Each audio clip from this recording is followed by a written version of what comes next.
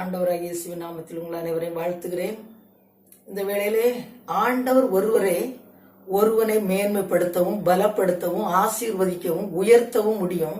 ஐஸ்வர்யம் கனம் மகிமை எல்லாம் அவராலே வருகிறது என்கிறதை மெய்ப்பிக்கும் வகையிலே ஒரு சம்பவத்தை நாம் வேத புத்தகத்திலே பார்க்க முடியும். 1 சாமுவேல் 2:8 அவர் சிறியவனை புழுதியிலிருந்து எடுத்து எளியவனை குப்பையிலிருந்து உயர்த்துகிறார். அவர்களை பிரபுக்களோட உட்காரவும் மகிமையுள்ள சிங்காசனத்தை சுதந்திரிக்கவும் பண்ணுகிறார் என்று பார்க்கிறார். அங்கு கீஸ் என்கிறதான ஒரு மனிதன் இருக்கிறார். அவனுக்கு ஒரு மகன் இருக்கிறார், சவுல் என்கிறதான மகன். கீசுடைய கழுதை காணாமல் போன போது அவன் தன் கழுதையை தேடி அவன் அலைகிறான். கழுதை காணாமல் தேடியும் காணாமல் போனபடினாலே அவன் ஒரு தீர்க்கதரிசியை, ஒரு ஞான திருஷ்டிக்காரனை அவர் தேடி அலையும் போது இப்படி ஒருவர் இருக்கிறார், ஞான திருஷ்டிக்காரன் ஒருவர் இந்த இடத்துல இருக்கிறார் என்று கேள்விப்பட்டு அவன் ஞான திருஷ்டிக்காரனை தேடி வரும் பொழுது சாமுவேலுடன் கேட்கிறார், ஞான திருஷ்டிக்காரனுடைய வீடு எது என்று கேட்கும் பொழுது நான் தான் ஞான திருஷ்டிக்காரன் என்று சொல்லுகிறான். சொல்லுகிறது மட்டுமல்லாமல் இந்த சவுல் இவனை தேடி வருவதற்கு ஒரு நாளைக்கு முன்பதாகவே ஆண்டவர் சாமுவேலோடு பேசுகிறார். நாளைக்கு ஒரு மனிதனை நான் உன்கிட்ட அனுப்புவேன், நீ அவனை இஸ்ரவேலுக்கு ராஜாவாக நீ என்ன செய்யணும், அபிஷேகம் பண்ணணும்னு ஆண்டவர் பேசியிருந்தார்.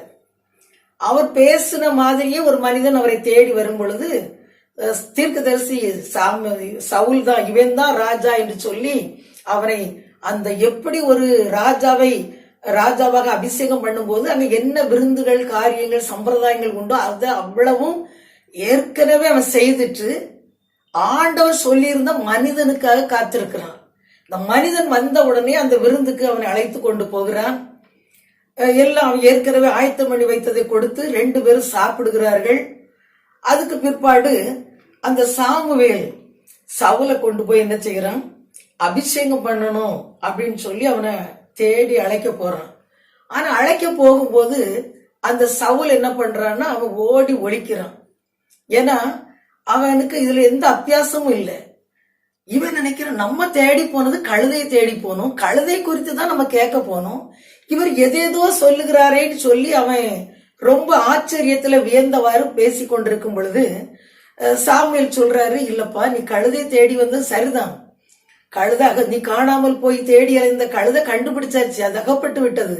ஆனா இப்ப ஒரு காரியம் இருக்குது, ஒன்னு ஆண்டவர் இஸ்ரவேலுக்கு ராஜாவாக ஏற்படுத்த சித்தம் வைத்திருக்கிறார், அதை குறித்து நீ இப்ப கவலைப்படாத வா என்று சொல்லி அழைக்கிறார். ஆனா அந்த சவுலுக்கு ஒரு பயமும் இவ்வளோ பெரிய பொறுப்பை ஏற்பதற்கோ தயக்கமும் உண்டானபடினால அவன் அந்த தளவாடங்கள் இருக்கிற இடங்கள்ல ஒளிந்து கிடக்கிறான்.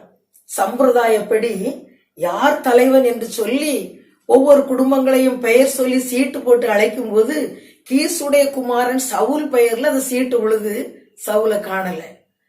அப்ப ஆண்டவர்கிட்ட அவன் கேட்கிறான், ஐயோ இவனை தேடி கண்டுபிடிப்பேனா அப்படிங்கும் போது ஆண்டவர் சாமுவேல்கிட்ட பேசுறாரு, எப்ப நீ தேடுற மனுஷன் களவாடம் அண்டையில ஒளிச்சிருக்கிறாரு அப்படின்னு சொல்லும் போது அவனை தேடி கண்டுபிடிக்கிறாங்க. கண்டுபிடித்து அந்த இஸ்ரவேலர்களுக்கு முன்பதாக நிறுத்தும் பொழுது ஒரு பெரிய காரியம், எல்லா ஜனங்களை காட்டிலும் அவன் உயர்ந்தவனா இருந்தான், அவனுடைய தோள் எல்லாருடைய தோளை விட உயர்ந்திருந்தது அப்படின்னு சொல்லி பார்த்து ஆச்சரியப்பட்டு அவனை ராஜாவாக அபிஷேகம் பண்ணுகிறார். பண்ணும் பொழுது சமஸ்த இஸ்ரவேல் ஜனங்களும் ராஜா வாழ்க என்று சொல்லி வாழ்த்துகிறார்கள். பாருங்க எவ்வளவு ஒரு மேன்மையான காரியம்.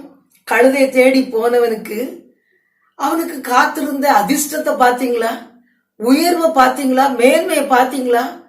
இப்படிதான் கர்த்தர் ஒவ்வொருவரையும் நம்ம நினையாதது, சிந்தியாதது, எண்ணாதது, யோசித்து பார்க்காதத ஆச்சரியமா நமக்கு கொண்டு நம்ம முன்னால அந்த ஆசீர்வாதங்களை கொடுக்கிறார்.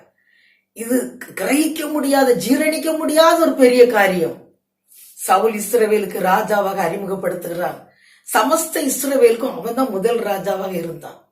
ஆண்டவர் செய்த அதிசயத்தை பாத்தீங்களா அருமையான தேவ பிள்ளைகளே?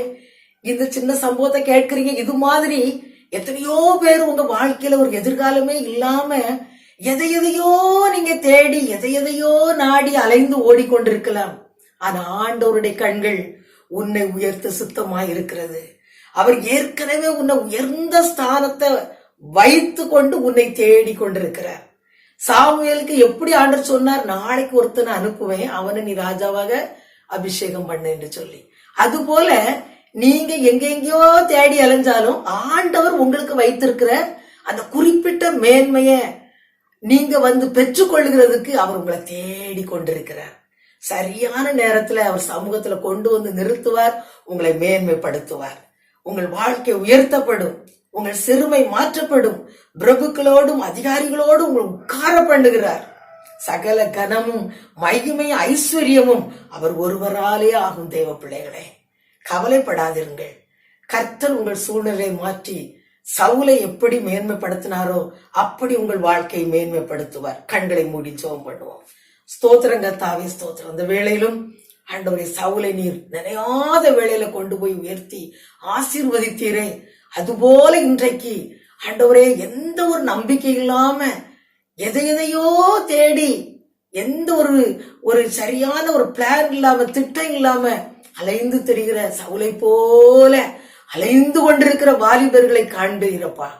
தேவன் இந்த வேளையில நீர் உயர்த்த சித்தமாய் இருக்கிறீர் என்பதை இந்த வேளையில அறிவித்தது போல, சவுலை நீர் நிறுத்தினது போல, ராஜாவாக மேன்மைப்படுத்தினது போல அலைந்து தெரியும் வாலிபர்கள் இந்த மேன்மையான இந்த ஆசீர்வாதத்துக்குள்ளாக அவர்களை உடைய சமூகத்துல இழுத்துக்கொள்ளும் ஆண்டவரே.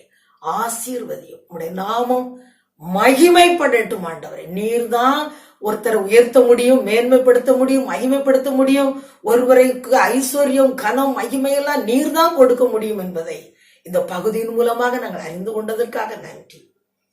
இயேசுவின் மூலம் பிதாவே, ஆமென்.